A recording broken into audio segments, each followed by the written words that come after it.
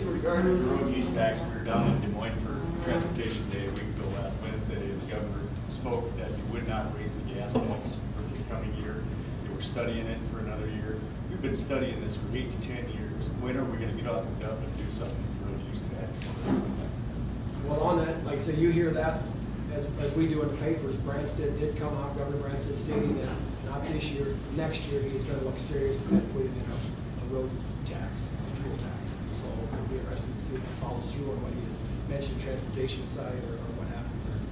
But yeah, if we want to keep our infrastructure climbing, we got to improve the road somehow. And waiting isn't going to answer or solve any problems. Yeah, I mean, I heard it from you guys because you had attended a speech the governor made, but I've had several conversations since you were down, and the governor said he isn't going to do it this year. The chairman of the Transportation Committee on the Senate side still has some hopes that he wants to do it this year. I don't think that will happen. I'd be more surprised if the governor did it next year. I'd guess year 3. But he seems to be moving down that road. Next year will be an election year, and the folks that have been around a lot longer than I have say it's more likely it will come in year 3 of the Branstad administration than the year 2. But I think everybody is pretty much concurring with what you're suggesting, is it's going to happen at some point. I guess in that linked in lieu of that same question, as far as the funding for this year, where are we going to get the funding for this year for road use? You got to wait and see the bill, so where we settle out on it. Because right now, I don't see any increase in any fuel tax right now. Is that the question? Yeah, basically for this year. For this year. I mean, you know what you're going to get this year. So, I mean, what does it run? Right around 300 million? Right, yeah. Right around $300 million. And the federal side is looking at a 20-some cent fuel tax for the federal side. And if the state does move, hopefully good ahead of that, so they'll have a second thought of changing the federal. I mean, those are all dreams. Well, ultimately, this all raises the question.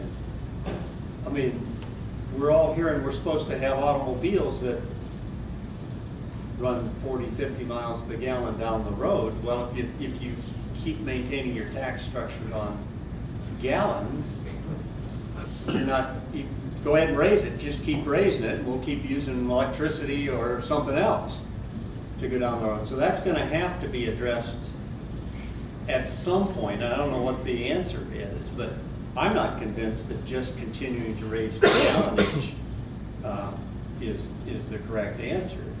As you raise the tax, you discourage the use. And of course, the other thing I've heard is what Representative Mulbauer brings up, is one of the largest exemptions to the gas tax is the non-road use gas that's sold. And there's some discussion as to whether there ought to be a tax on that to raise the money that's necessary. They're even playing with the thought of GPSing your cars so that it goes by the miles you're traveling or where you're going, that you're taxed that way. Because as we get better fuel consumption, so it's all things out there to play with and see where it's at. Now, all of you know I already don't like cameras on intersections. So you probably got a feeling about what I think about GPSs following your car where you're going. So I think that's just an intrusion that we ought not even cross. Don't know where you're going.